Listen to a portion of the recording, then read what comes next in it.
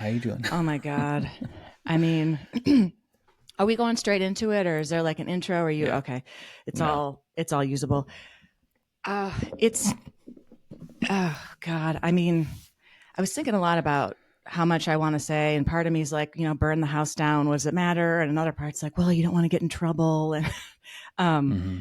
but I think that, you know, at first I was like, oh, it's fine. I hated that job anyway. I was miserable every day. And then about a week or two later, I was like, I think the like getting laid off is sucks. I mean, it just sucks. But I think that Yeah. other than like losing your health insurance and your income, just like I don't know, the existential dread. I think the feeling of shame, even though it's not, um, performance based. I hadn't expected that, and it hit me quite late.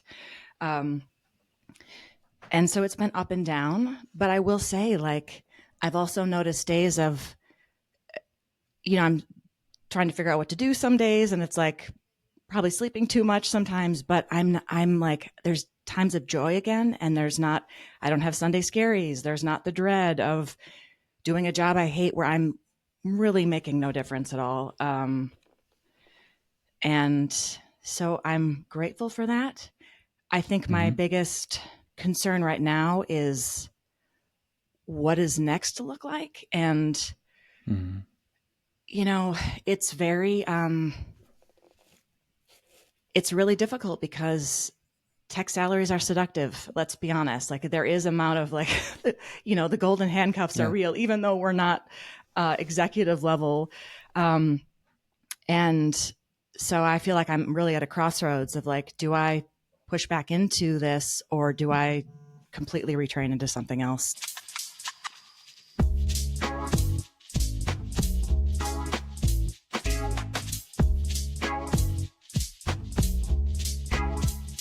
That was kind of a long answer, but That's there's no such thing as a short answer yeah. with this topic. So it's And how are you doing too, by the way?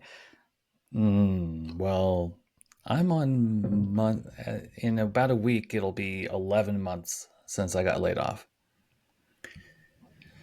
And I can't get anyone's Yeah. attention. Even being submitted internally by people who work there, not even getting a recruiter calling. And there could be lots of reasons Yeah. for that. Could be that they have to post it, but they've already chosen someone internal. Could be that they posted it and then budget something so it had to be pulled, but then I see it still posted on LinkedIn, reposted, 100 people applied, whatever. Um, so there's very little that I can control. I mean, there's nothing I can control. Mm-hmm. There's very little I can influence. Um, and kind of where we're at financially, having the tech salary is going to make climbing back out of the hole Yeah. faster. So I don't know what's next either. Like, a friend of mine and I, he was talking to someone else and they got to a point in the conversation and the other person was like, should we just open a sandwich shop? And then he and I started talking about this and we were like, what about if it was a cafe? And he was like, a cat cafe? And I was like, no, no, no, those are overdone. And we came up with a guinea pig cafe. And we'd have the little tubes running everywhere. So you couldn't interact Yeah. with them directly, but you could see them. And yeah, so that's the new plan. Good night, I everybody. kind of love it. I would go to your guinea pig Yeah, cafe. yeah. And it's really an experiment. We're going to treat it like I don't know, like a something, like a guinea Yeah. pig. No, okay. Yeah. Yeah, it's only a good idea because of the dumb pun, really. You know what? You just got to run with it sometimes. But pretty sure that's what the bank will Yeah, back I think us so. on that. But it's It funny, is right? funny. Give us Yeah. money. Yeah, Yeah. yeah. So are you having any traction at all with anything? I I am. or I'm where are you at with having things? some, and it's obviously mostly rejections. But they're, and then I'll get surprised and I'll get a recruiter call and it's like, okay. And then we don't click at all. And then I just got a second interview for something and I was like, okay.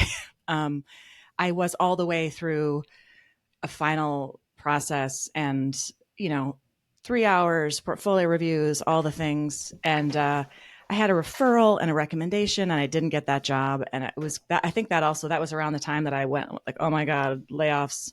Um, and it just feels like you can do everything right and it's still not your job. And, Mm-hmm.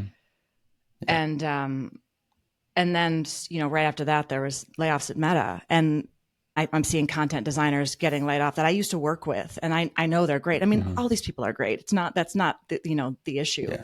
but it's just like, it's becoming more and more competitive every day that there's more layoffs. And Yeah. um, I'm aware that it's an uphill battle, and I don't know about research, but I feel like there's definitely more product design roles, and sure, there's more product designers, but content is usually like the first folks to be let go. People still don't know Mm-hmm. what we do. It's not very respected, and so it's like I feel like, and maybe I'm just being overly dramatic, but it is kind of the worst of the UX disciplines to be in right now. Um, Mm-hmm. and so I'm just sort of stumbling through, and you have to apply to things for unemployment anyway. So I'm going to keep doing that, of course. But I don't have a lot of hope. But I do have, I think, 2 interviews next week coming up. So Oh we'll wow. see. It's almost, Hey, at least you're getting some yeah, activity, right? yeah. It's true, and part of me feels like the more it's like that reverse psychology on yourself, the less I'm desperate and care about it and can come in with like whatever, it probably won't happen, the better I usually do. And I know that's like maybe childish, but it does calm me to No. to um Yeah. to just go in there and be yourself. And that's really the best thing I can do. But yeah. Yeah. Yeah. I was just talking about content always getting the shaft with somebody, and it's like, y'all realize that without content, you You don't don't have really anything. have a product to design. You don't have anything to research against. Like, but then again, I'm also have been saying for years, all product designers are service designers, except they're just channel designers, Yeah. right? Or feature designers. And I think the entire profession and all of its sub professions, if you look at it that way, we haven't done a very good job of making a concerted effort to understand what our own value is and then communicate that consistently and well. And two, I think that I'll just shorthand it and say, quote unquote, because tech, um, there's just been so much aggrandizing of the work that we do, which is important. But I think it's weird that people are called product designers. Hmm.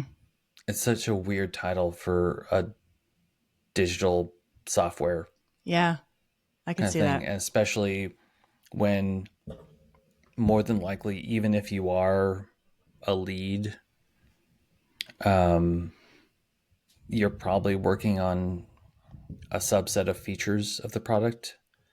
Maybe if you're at a startup, you're looking at an entire digital product, but and I may be thinking too literally and too pedantically, but again, it's kind of like, how are we communicating what we do?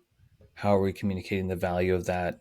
Do we all agree what that stuff is? No. So, like, if we can't agree, how are we going to get anyone else to take us seriously? Yeah, Um, it's true. I guess like part of me thinks that I've been very naive and have sort of looked at UX and came into it even thinking this was some utopia and that this was going to be this like amazing space where people understood what I did. And of course, they want to make things better for users. Like, who doesn't? Like, it's just felt like a no brainer. Um, mm-hmm. I never realized and I'd say this is especially true for content, but I certainly not only, that so much of my job would be advocating for my discipline and trying to teach people what I do. I mean, and it's exhausting. And there were people Mm-hmm. that like product managers, especially that I would work with, and like, oh, I don't know what you do. So I'd tell them. And then like a week later we'd be in a meeting and yeah, I don't know what she does, but it's like, you don't listen. And there's Google, like Right. Yeah. people aren't making the effort. They don't really want to know that much. It's just like, can you help me or can you Mm-hmm. not? And how much is it helping me or not? And if I don't get what you do, at some point you're going to be laid off. So there's just always this like anxiety around that piece of it. And I don't know about you, but I never produce my best work when there's always this feeling of like stress and Mm-hmm. anxiety and like, do they know what I'm doing? Am I doing enough? Um, it's really a shame. And I feel like this isn't, I know it's newer, but it's not that new of a discipline that people in tech don't know what the No, hell not really. UX design is at this point.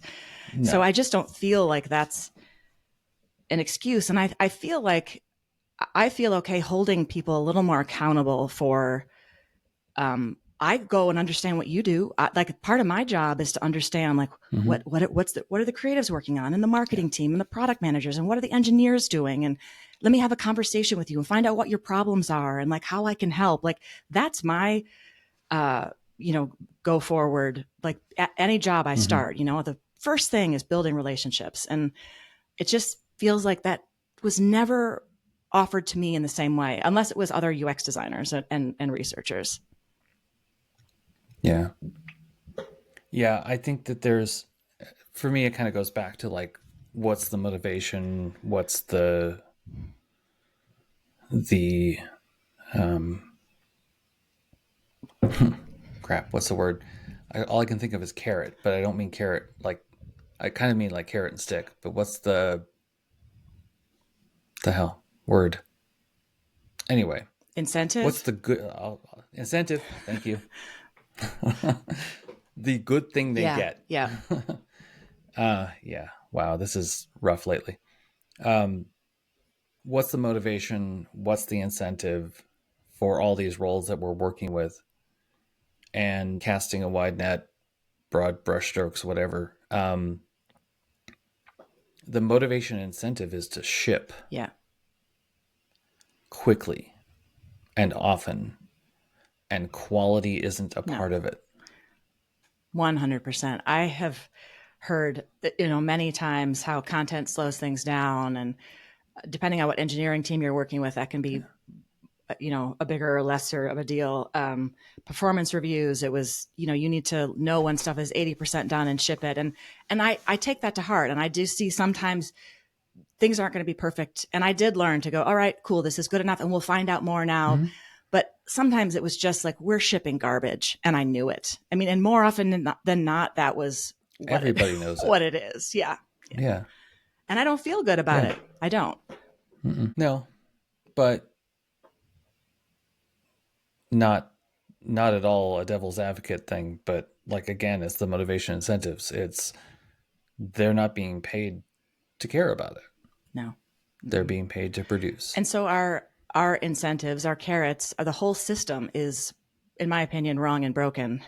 And what we're working Yeah. for is meaningless and doesn't matter. And, you know, here we are. And and it's, I do think like, do I want to get back into that? Like, can I afford not to?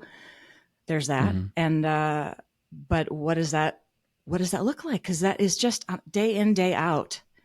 It's like, this is Yeah. also my life. Like, this is, am I going to wake up in 40 years and go, what the hell was that? Like, I did nothing that made a difference. I was, shipping garbage and for money, really, at the end of the day. Mm-hmm.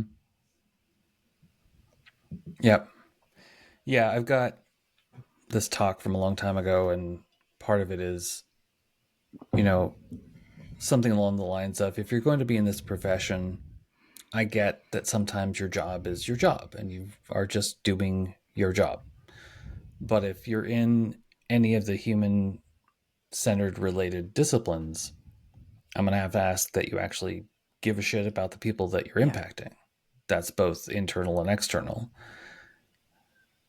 The sort of downside of that, as it plays out through lived experience, is you don't have a lot of support for doing that.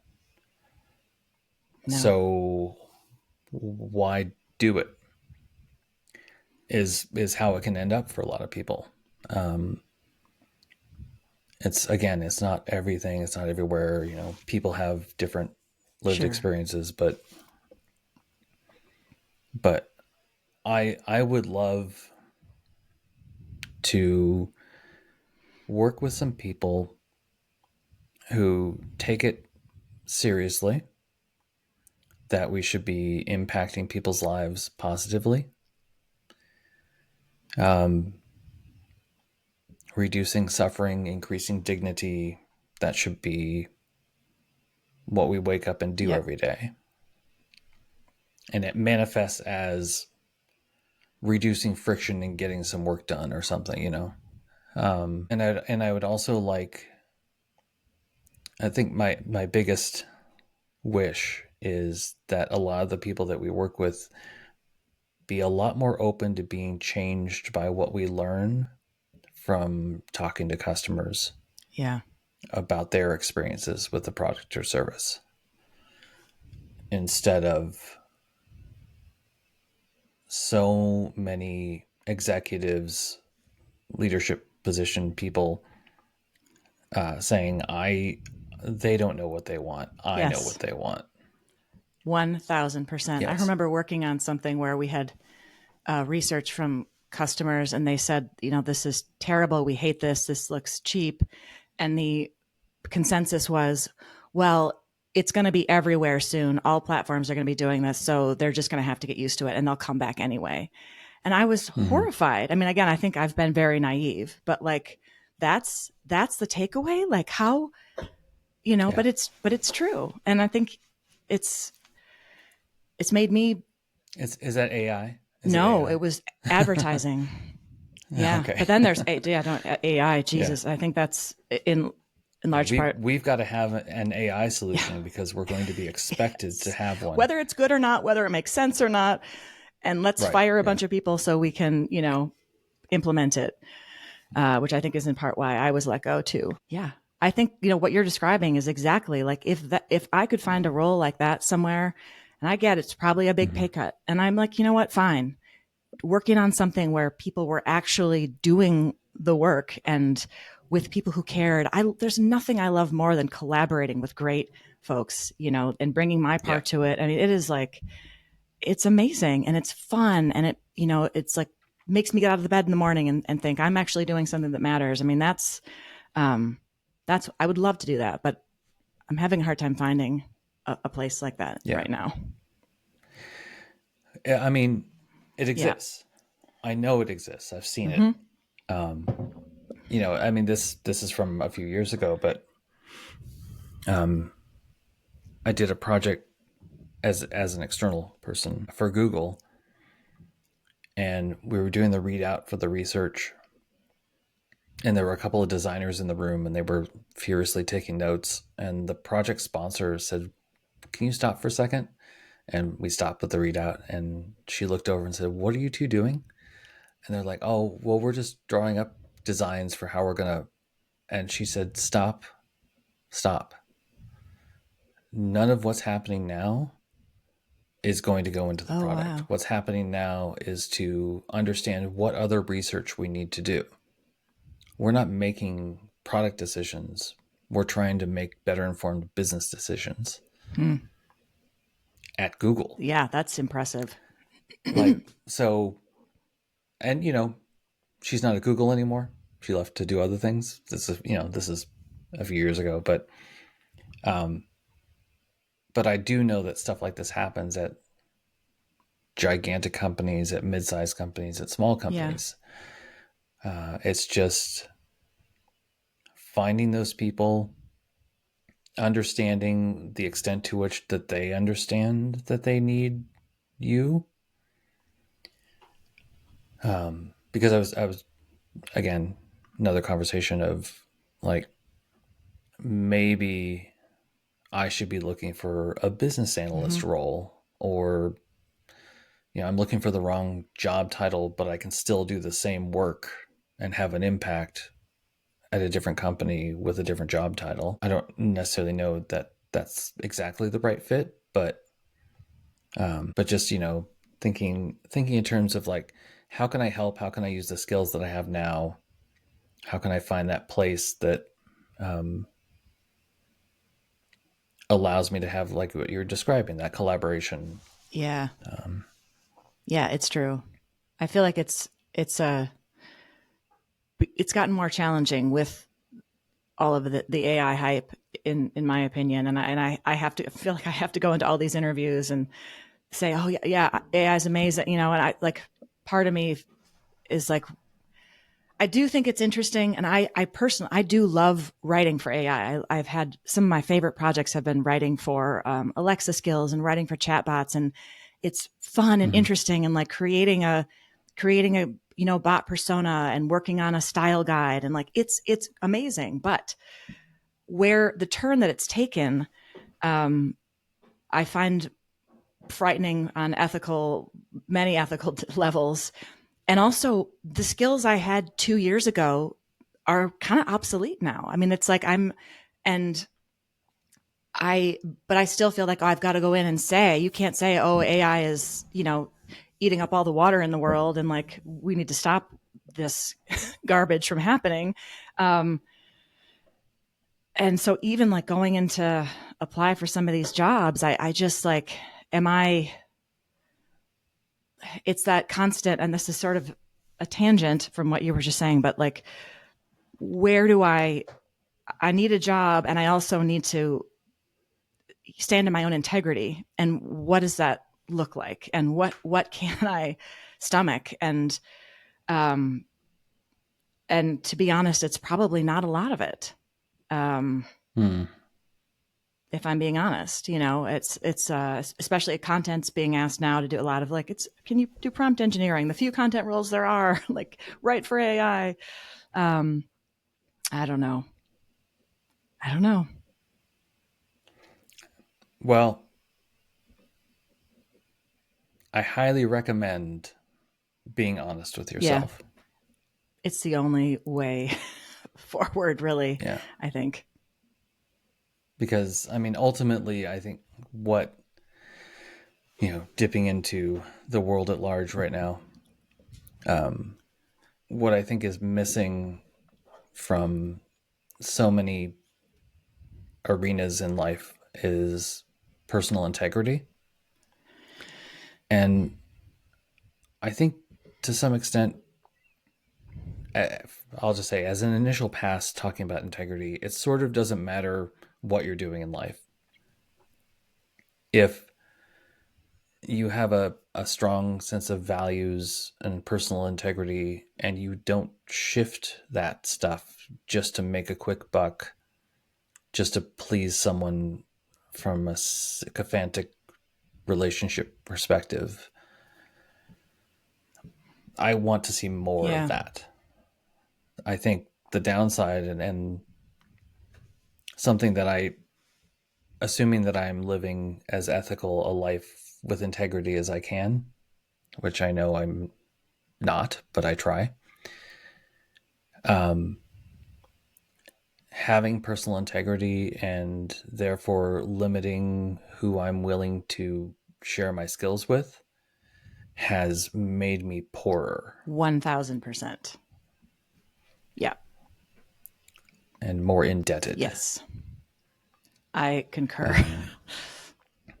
Um, and I know that there's a Venn diagram out there where it's me and some company, and in the middle is, let's make some good shit. But I don't know where they are, Yeah.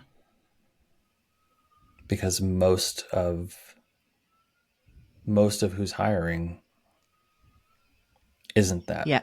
with the exception of, again, like, you know let's pick on Nike now, because I have in the Mm-hmm. past.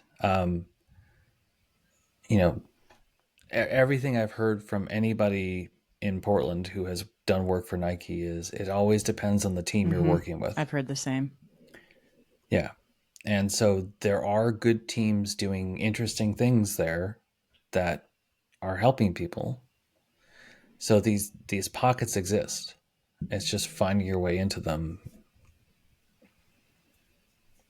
Yeah. Yeah. Yeah. Yeah. It's true. I hate to be Hey. so depressing on your on your podcast, but this is what's on my mind for Yeah. sure. I mean, obviously yours as well, but Yeah. I mean, hello everybody. This is what personal integrity and honesty yeah. looks like.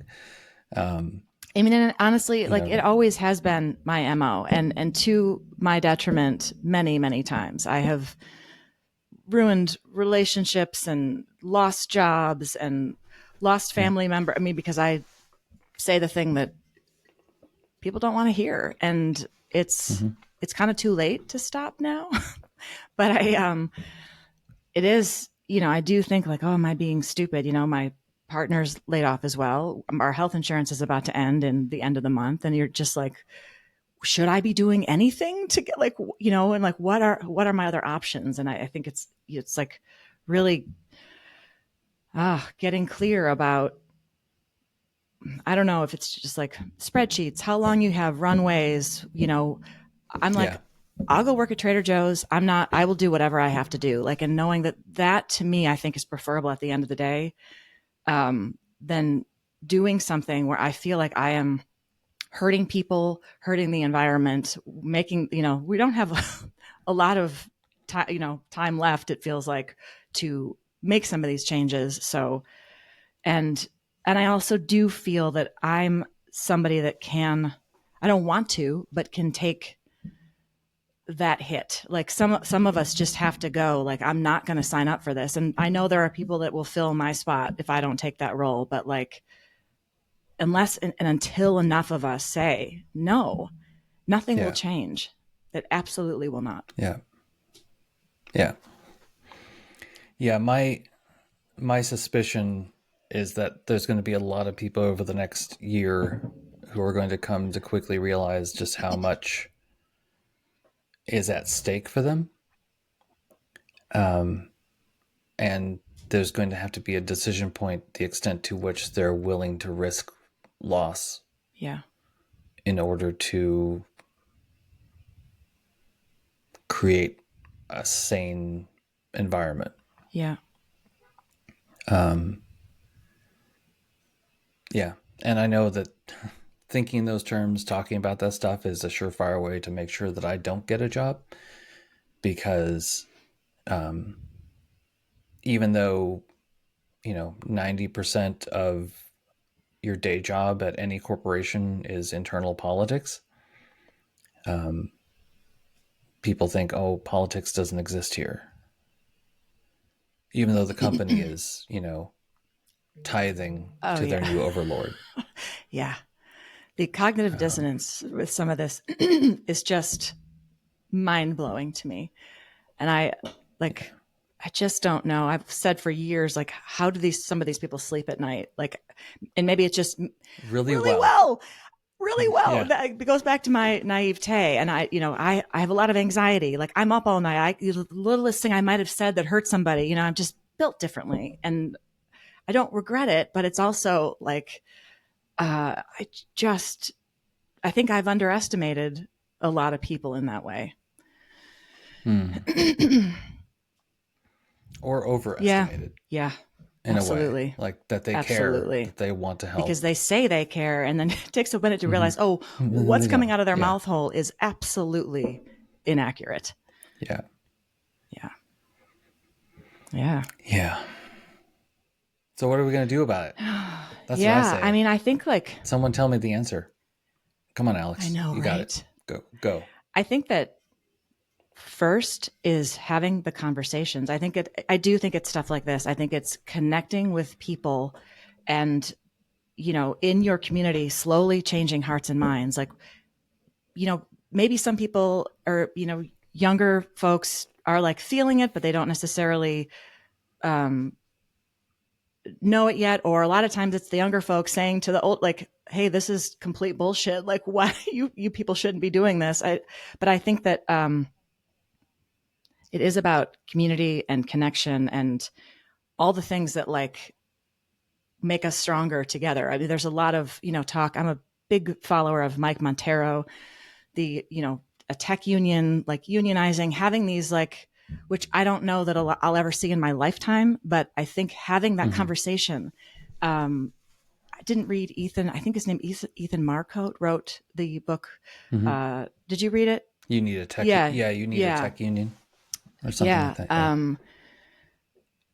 So and some of these groups like No Tech for Apartheid, a bunch of folks from Google and Amazon that said we're not going to build, Mm-hmm.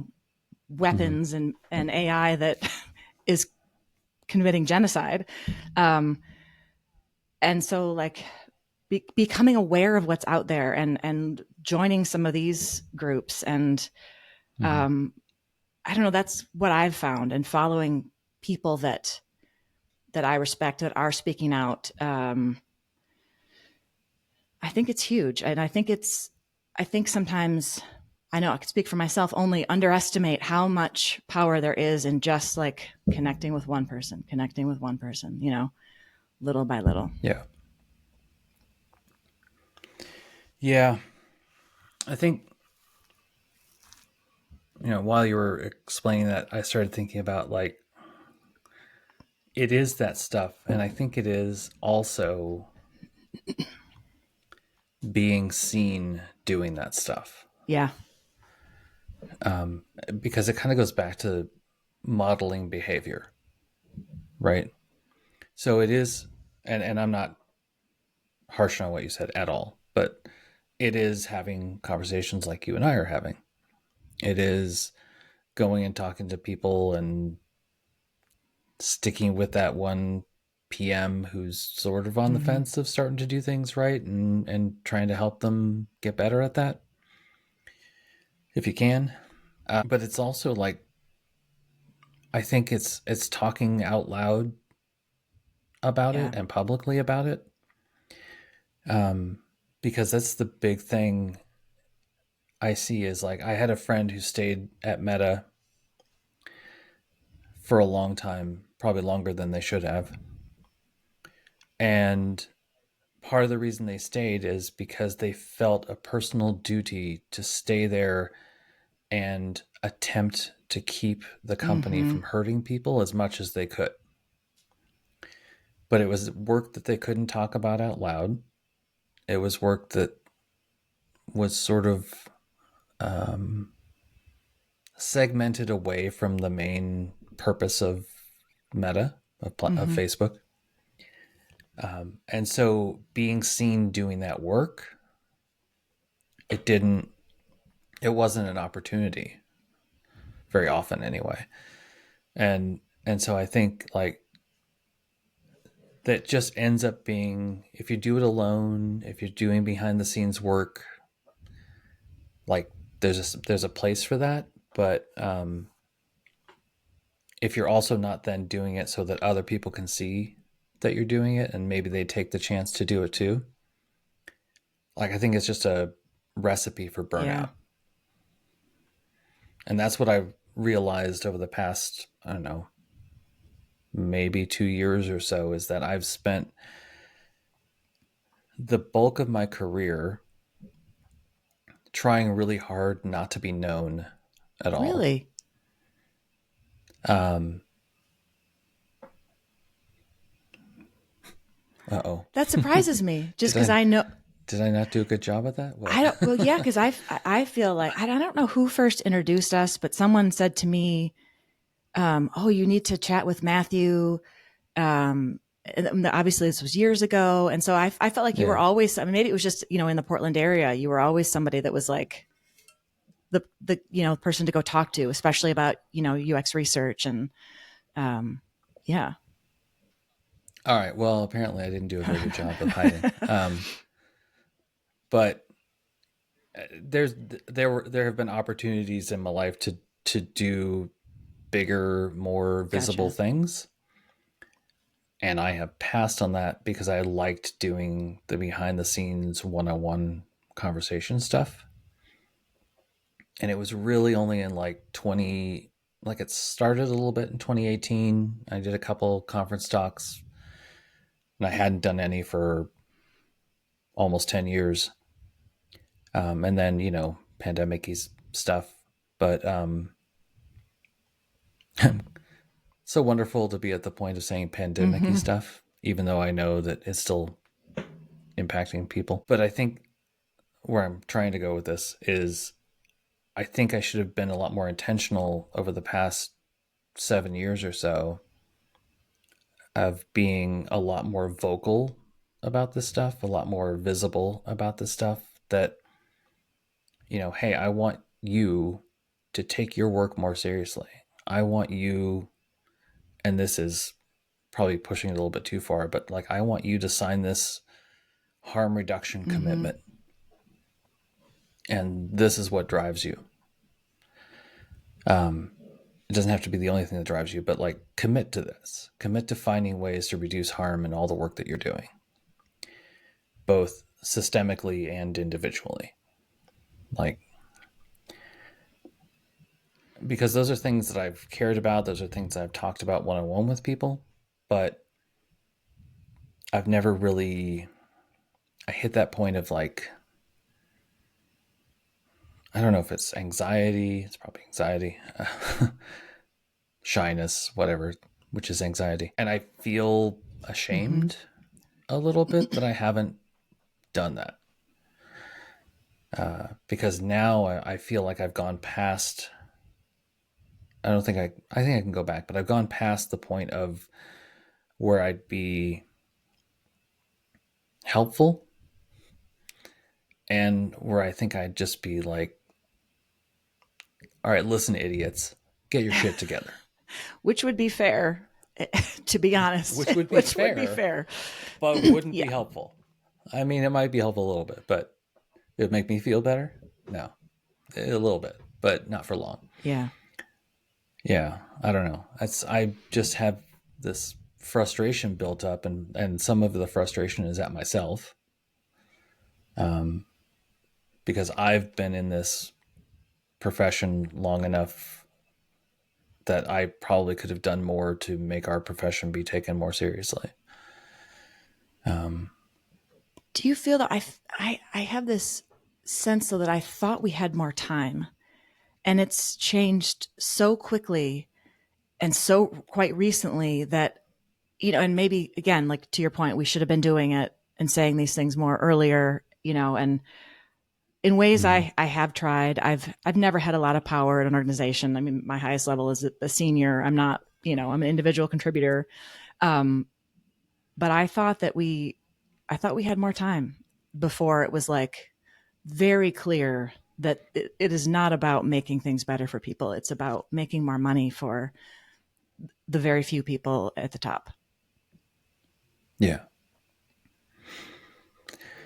yeah.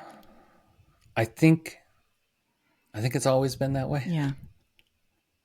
Um, Again, not everywhere, but my guess. This is my working theory this week. Is that the quickness with which things have changed is maybe a little bit Mm-hmm. pandemic, but not as much as it might seem. I think what it's at, where it's at, is you look at all the people who are in these leadership positions, who are running these companies or these mega companies, who are in positions of power in government, and you look at how old they are. And statistically speaking, just from an age perspective, they're running out of Mm-hmm. time. And now you've got this critical mass of old people who are trying to get their stuff done before they die so that they can set stuff up for future people that they care about or things that they want to see happen. And so there's just been this rush over the past 4 years to really claim, this is just another Mm-hmm. colonization 7.0. I don't know whatever number we're on now. Um, and it's basically like, hey, if you want to keep existing in this capitalistic structure, you need to get on board with what they're doing, and you need to produce things that help them get richer or help them succeed in their visions. Otherwise, you're of no use and you're out. And that's kind of like where my head's Yeah. at right now. And I know that's very black and white thinking, and I shouldn't succumb to that. But it's also just kind of how my Yeah. brain works. So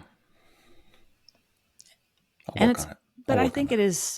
it's true. I mean, I think that it's like the question is maybe the answer maybe to the question is not even there at all. It's like a completely side thing that is more innovative and creative. And I don't know what it is, but it's like, I don't think we're going to fix this in this system. It's toxic. It is a malignant cancer, in my opinion. And it's not like, this is not, you know, business as usual is not going to be, what I'm trying to say is it's not figuring out how to do business as usual better or a little better that's going to change Mm-hmm. anything. I think it's just going to be more of the same or prolong what what is inevitable in in capitalism. So it's like, how do we become a part of something new or something different, or because we do have skills and passion and ideas and experience, and it's just like, what does that look like, and how does it pay you to live, right? And I don't, Yeah. and Yeah. maybe it is a hamster cafe for a while. Or I have another colleague who is talking about opening a cheese shop similarly, like do something like just completely different. And I don't know, but maybe it isn't, it's just not. Or I think a lot about like some small, more mission-driven organizations. The Greater Good Studio pops into my mind in Chicago, and George A. and Sarah Cantor there are like, that's where I could see myself working, somewhere like that with a small group of great people. And they're not making probably millions and millions. I hope they are, or certainly not billions of dollars a year, but they're doing work that they Right. love, that matters. Maybe it's just doing more of that or building those things. And yeah, of course, how do you find clients, and what does that look like? It's easier said than done, but um, I don't know. I don't know.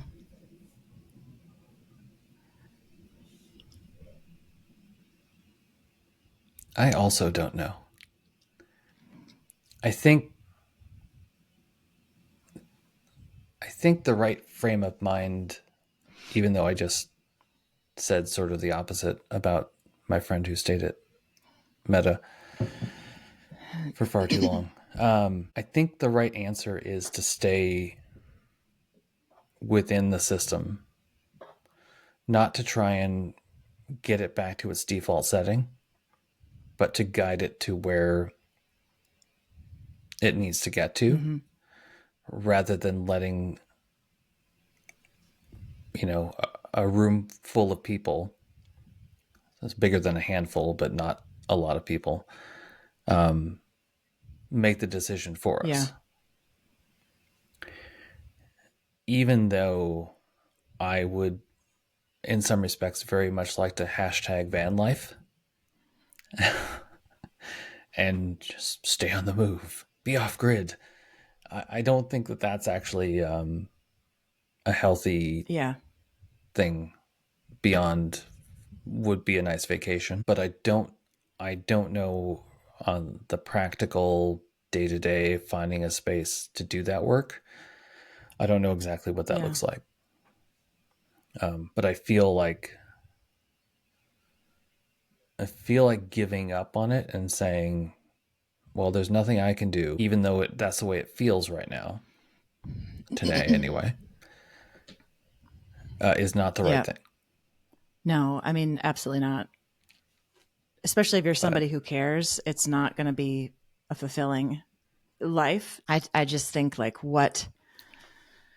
where are, where are the other avenues, you know? And I think about, is this, like I said at the beginning, like, is this a point where I need to retrain into something? And there's some right, interesting yeah, programs, on like sustainable landscape management and landscape design. And I'm really interested in when I hear about stories about how they're rehabilitating rivers in places and removing dams and mm-hmm.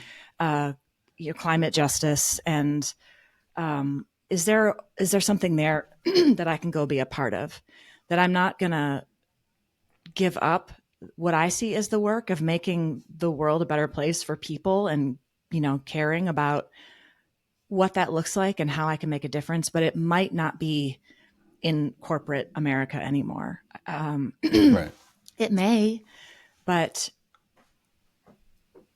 um, yeah, is there another avenue? And I might not be using my content skills on a day to day basis anymore, but I don't know. I mean,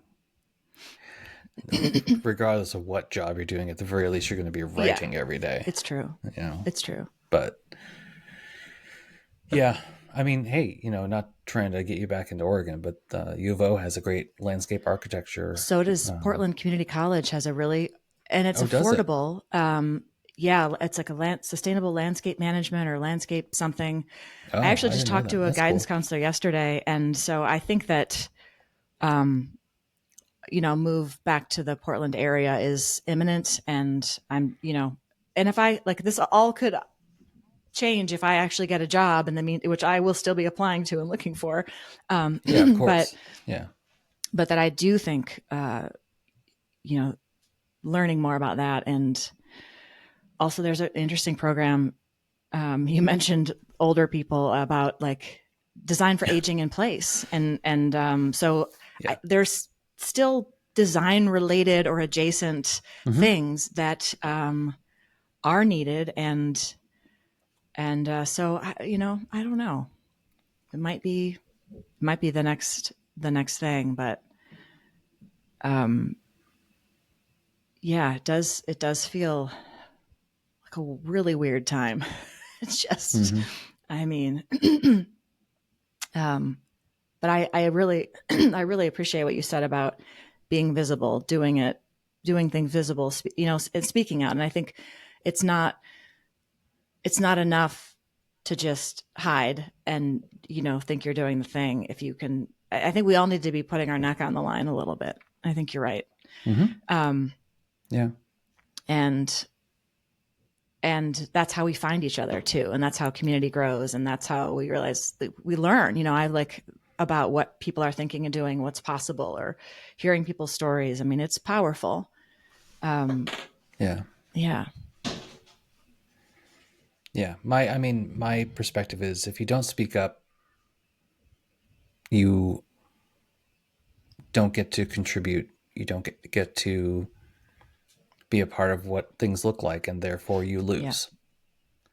And if you do speak up, you might lose, but you also might gain or might stabilize or whatever gaining looks like. Um, and so there's actually, in my mind, less mid to long term risk in speaking up, where there's, for a lot of people, no short term risk for staying Yeah. silent, but you'll pay for it later. Yeah. It seems like the way to do it. It can seem like, oh, just don't rock the boat. Right. And I've definitely had Yeah. experiences where, I mean, I remember I was at Facebook and we were working on something to get users more followers. They wanted a specific behavior. So if a user took a behavior, we would then push followers, like fake followers, to them so they would continue to do that behavior that we wanted.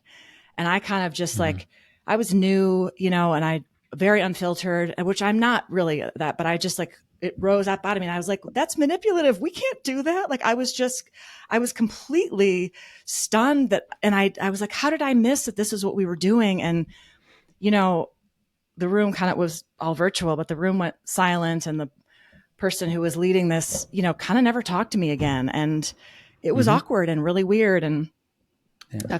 like a few days later, the engineering manager, who I really, really loved and respected, he was like, it's great that we can all be honest and say the thing. And, you know, and which I didn't really realize how wrong what I had done was, until he wrote that to kind of smooth things over. But, you know, and it was like, we were going to do that anyway, no matter what I thought. But, I don't regret doing it now, especially because it's like, well, I have a hard enough time sleeping at night. So knowing that I'm saying the thing that is true, but Yeah. I also knew at that Yeah. moment that I was going to have to leave that company. And it took several more months for me to find a new job. But I knew that, like, there was no way I was staying here after that. Yeah. Yeah. I mean, I've never been very good at biting my tongue about this stuff. And even when I haven't said anything, I've still had people say to me, "You don't like that idea?" And I'm like, "What do you mean? I didn't say anything." They're You like, can "Yeah, but you tell rolled on your your eyes when I face. said Yeah. it." Like, Yeah. yeah, because I don't have a Yeah. poker face at all, right? Um, yeah, like what was it? Maybe a year into my very first job doing this stuff, the company sent out an email to everybody and said, here's all the metrics for this month. People are spending an average of 17 minutes on the site. And I uh, accidentally, air quotes, clicked reply to all. And I said, is that 17 minutes of, wow, insurance is amazing? Or is it 17 minutes of, I can't find what I'm looking for? Absolutely. Yeah. And like 10 minutes later, I was in my boss's office and he said, so the only reason I'm not firing you is because you're right. And that's sort of when I started to understand. It still took me a while to get there, but really start to understand how to be right strategically and tactically. Not that I'm always right, but and I think like what the situation you were describing, you publicly shamed that Yeah. person. And of course, not on purpose, but absolutely Not did. on Yeah. purpose, but Yeah. right, yeah. And that's why I'm like, I am always, or for most things, a big proponent of, I'd rather have 12 one-on-one conversations rather than one conversation with 12 people. Yeah. It's a much faster way to uncover hidden agendas, get alignment. Eventually, you're going to have to all come back together again. But it's more work short term, but longer term, it's way less work. Yeah. Yeah. It's true. But I also think, like, I mean, if you're saying the truth, and we all like, why do we have to, like, you know, walk on eggshells for people? Like, Yeah. it's not efficient. It doesn't, like, if it's just like, when you realize, oh, we're really not here for what I think we are. We're not here for the user. We're here to make sure that so-and-so doesn't feel bad, and the person in leadership, this, that, and the other, and you don't want to say Mm-hmm. and I'm like, oh my God. I mean, I think what you said was great. I mean, I remember once I had to do, it was for an IVR, and I was doing research because no one else could do it. Or it was like, we were really scrappy, and I'm like, I'll do it. And so then I, interviewed a bunch of people and then presented this, and it was terrible. Like, it wasn't working right. And it was painful to watch. But my reaction was like, but like, this isn't shameful. We know what's bad, what's wrong. Like, why is this? Why are you? And Exactly. they're Exactly. all like, oh God, it's Now so we know what to terrible. And I'm like, fix. it's not terrible. Like, I saw it as a positive, and I just think, like, Yeah. am I, of a different planet? You know what I mean? And let's, like, Yeah. I mean, yeah, you are. I think so too. I live there too, but There's a few of us here. yeah, yeah, yeah. not enough to have full coverage on, household chores, Yeah. but yeah. Yeah. It's yeah. Anyway, hi. Hi. Well, I'm happy not to be Hi. alone on this planet, I got to tell you. Yeah. Yeah. It's kind of one of those things. It's like you're not wrong. Everyone knows Yeah. you're not wrong. But the thin skin, the ego driven decision making, I saw a client burn through $25 million trying to launch a new product, Oh boy. and then they canceled it because it wasn't going well. And the person who was the project sponsor was irate because no one told him, except I told him. And that's why he fired me from the project. Unbelievable. It's just okay. Yeah. All right. Yeah. And, he's still there. All the other people who were internal, they've been pushed out. Because again, it goes back to the motivations and incentives. Yeah. Oh man. The goal isn't to make a good product or No, it's not. service. The goal is to enrich a handful of individuals. Yeah. And honestly, it could be both. This is true. We could have Yeah, both. we really could. And maybe it's not, as many billions, but I mean, like no one needs that much money, of course, but it's not. I'd be happy with like Yeah, 4 billion. I know. I'd I'd be be fine. fine. 3 even. I'd even take a half. Half. Half one would be. Okay. But yeah, it's wild. But well, I would like to work with you somewhere because it sounds like it would be a really fun. We would make I excellent think things so. And like, that I want you to people tell me would the pay a truth. lot I of money love for. working with researchers. I absolutely love it. Um, it's so much fun. It's it's just such a treat. It's not, I don't always get to because they're sometimes Mm-hmm. spread kind of Yeah. thin, but my God, it's some of my favorite people are researchers. I think there's a lot Yeah. in Well, common. you'd have to work with me because of how I work. I take the Tom Sawyer approach to things where I'm just like, sure is fun painting this fence.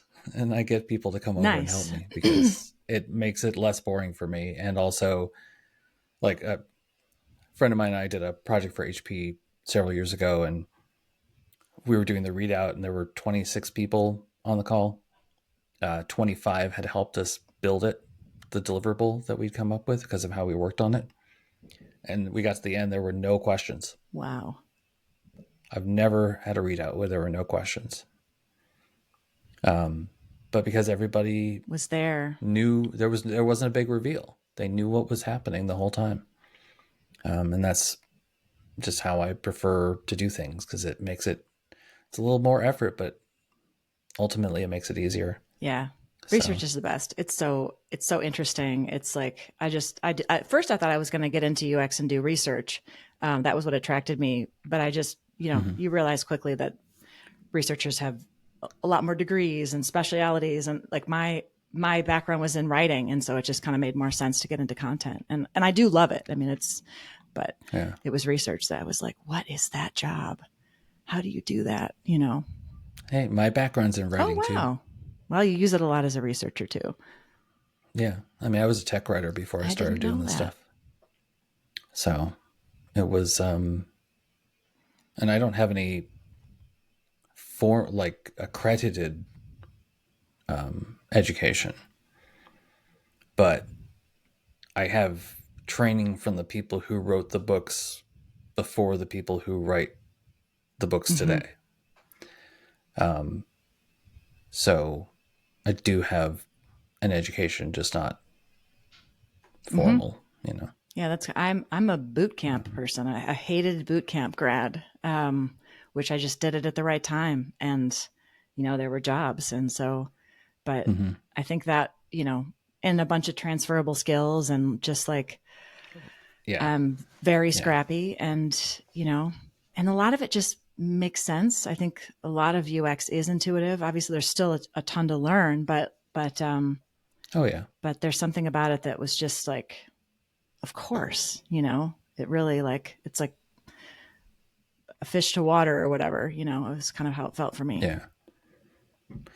Well, I think to me, it kind of comes down to like, where are you applying these skills? Because I see not, again, not all, but a lot of people who come out of, with PhDs who come out of research programs who really struggle to do research Mm, in the tech environment, because they have that academic approach and they need to either be completely in charge so that okay. they can define how the research works, or they need to figure out how to adapt, and they have a hard time adapting. That makes sense. So well educated, but now when it comes to apply it in a different, not medium, but a different context, it's challenging. Yeah. Yeah. My background was in So acting yeah. and theater. And so I always felt that like a UX team or just a, you know, a wider cross functional team felt more like a film set. And everyone is Mm-hmm. here to do the one thing that they do really well and love to do. And we're all here to collaborate and Yeah. have fun and create something great. And so that was kind of the energy that I went in with and just thought, Yeah. let's make something cool, you know? And then you realize, oh, it's not like that Yeah. at all. Or it Yeah. might be to start and then you present it and everyone says no because no one will buy it or, Yeah. or whatever. But Right. And they know how to do yeah, your role better yeah, than you do yeah, somehow. yeah. All right. Let's shift Okay. gears. It's time for 7 plus or minus 2 questions. I love it. I'm Ready? ready. First question. And there's no guardrails on any of this stuff. You can go wherever your mind takes you with these. What's one thing that you would change about your profession? Oh God. However you interpret that. I think if I could, there's a lot of things I would change about it. So I'm trying to come up with the one, the one thing. I think right now, if I could wave a magic wand, it would be that people in power, people in leadership understood the value of content and what it actually meant. And I mean, and maybe it's a long answer. Maybe it's like because they do know and don't want that because it's not going to give them the most money. They, you know, it could be more of that, but that a third of my job wasn't explaining what I do and advocating for a seat at the table. That it was just like, oh yeah, of course we need the content person here. The amount of times I've heard there's too many people in the room, so the UX designer will come and you know, and I think research gets that as well. Like we'll tell you later. Yeah. I don't ever want to hear that again. Okay. What do you wish people cared more about?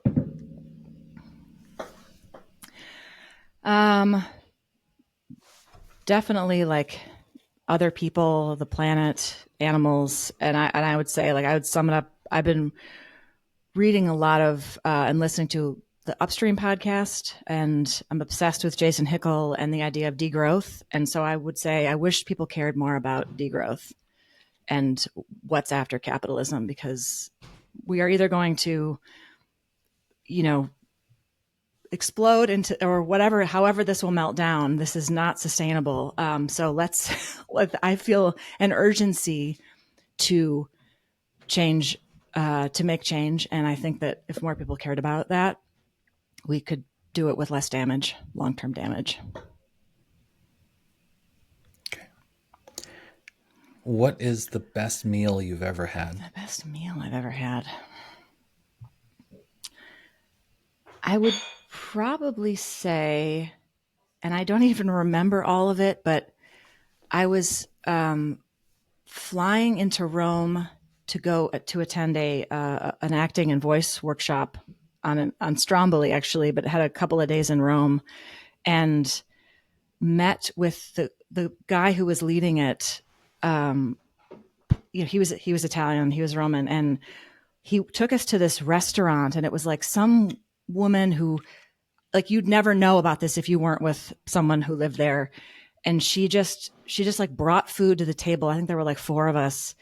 And I just remember it was my first Italian meal, like real Italian meal. And Mm-hmm. it was so simple. And I just remember the artichokes like blew my mind. I mean, it was the most beautiful produce prepared so simply. And I don't know that I've ever had anything like that since, but, Mm-hmm. and I couldn't find it. I never could, not repeatable, but that was amazing.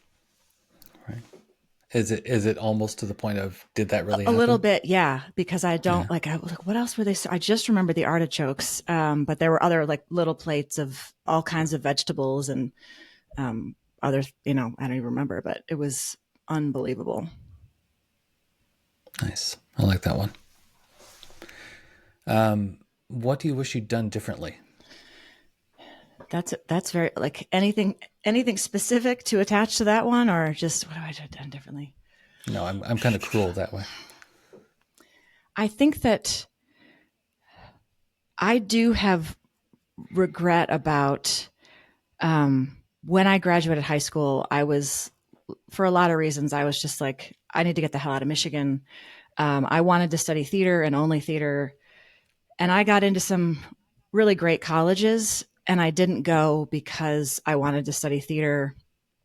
And I wish now that I had at least tried, like, gone to one of those really good schools. I think it would have just, I feel like I missed a lot of learning um, Mm-hmm. that can still do now, but just, I can't go back and redo that experience at 18. Yeah. Yeah. Yeah. I wonder if you, yeah, and this is the paradox is could you appreciate it? This is, yeah, I know. And I think about Yeah. that too. Like I wasn't, I wasn't in the mind frame to do it. I didn't have, my mom said to me recently, like, imagine if you had parents that you could have talked to that would have helped you make that decision. And I was like, yeah, that would have been helpful. I think I wasn't in an environment that was there to guide me into like, just go to like Carnegie Mellon. It's a good, Right. and Yeah. then see Yeah. Yeah. if you can do theater later or whatever. Like I just didn't have the help. So I understand why I made the decision, but I still wish I had done it differently. Yeah. Okay. So last Okay. question. Imagine it's a year from now.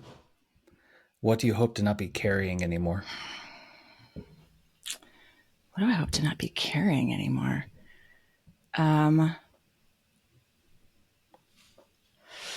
I have, I am, this year started it's a class, a year long writing class, and it's basically a generative year with word counts. And it's not about writing instruction, but it is designed to get a book out of you in a year. And Mm-hmm. I've had a few books like, floating around, but there's um, definitely one that it's like been weighing on me to tell this story. And what is this a thing? Can I do it, for a long time? And I hope at the end of this year to have that behind me and go, yeah, I not only can I do it, I did do it, and here it is, and that's no longer haunting Mm-hmm. me. Ooh, haunting you. Yeah, I have a lot of haunting. That sometimes that can be really good Yeah, motivation. Yeah. yeah, Well, I think you can, I think so too. assuming you can. I mean, if I can, you So can. I haven't read your book, and I didn't know I you have got five five. books. Oh my god. Okay. Mm-hmm. Because in 2020, December of 22, I had a conversation with a friend of mine, and I realized mid sentence as this happens an epiphany. No, I know it's epiphany, but I just like to say epiphany. Um, that really what was stopping me is that I wasn't making the Yeah. time to do it. I wasn't taking that time for myself to make it happen. And so I said, all right, I guess this is 21. I always get these dates wrong. But I said, every year for the next 10 years, I'm going to do 2 books a year.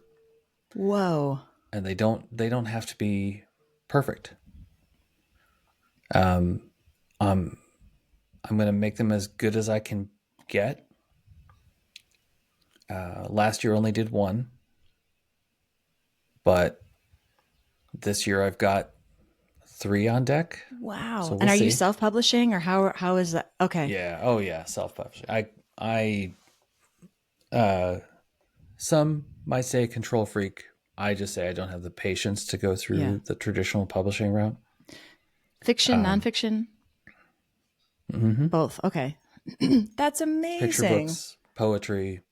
That is so Yeah, I'm cool. not. I'm not. I'm more interested in sharing stories that I'm interested in rather than trying to find a niche like Yeah. romantasy. That's romance fantasy, whatever. Um, and like just really going all out in that niche because that's what's selling right now. Like I'm not against Yeah. romantasy as a subgenre, but I don't want to do that kind of writing. Um, and all the ones that I have on deck for this year, they're all collaborative, which has its own Yeah. challenges for getting things done, but it also means I have support in getting things done. Congratulations. So we'll see. That's really cool. I think I'm impressed. And I have the hardest thing for me is accountability. Um, and Mm. I, yeah. So I think for me, having this class and the structure, I found out a couple of years ago that I have ADHD, and obviously always have. And so getting structures in place that help me produce what I need to do has been absolutely life changing. So hopefully I can finally get this out. But It'll happen. that is so cool. I'm gonna go check it. Where are they? Where are your books? Today's sponsor Yeah. is just Okay. MatthewOliphant.com. Cool. Yeah. So, and it's, like I like all the picture books. I've got three picture books. The poetry book is a lot of the poems are good. Not all of them are. It's Yeah. okay. And there's a novel which I wrote more for myself because I know a lot of people are going to read it and be like, huh? But that's okay because I was trying to do something very specific with it and I accomplished that. And if it doesn't resonate with other people, it's totally I fine. love it. Um, so, um, so yeah. And this year it's going to be, if it all comes together, one picture book, one fiction book, and one nonfiction book. So Good for you. That's really cool. I also have You do. ADHD, I and didn't know that. I oh mean, how yeah, would I know that? But oh yeah, okay. ADHD and autism. So hey, ADHD. I've yeah, realized, and after I found out I was diagnosed, that all of my favorite people were neurodivergent. Just I don't know if just attracted to that or like didn't feel as judged or people that just said the thing, kind of like we talked about yeah, before. I just feel yeah. so much more comfortable. So huge fan and like yeah, my best closest friends, my partner, um, lovely, lovely people. They're all weirdos. Yes. Yeah. Yeah, I love the weirdo. I love the weirdos. in the Yeah. best way. Agreed. Yeah. Agreed. All right. Well, let's stop Okay. talking.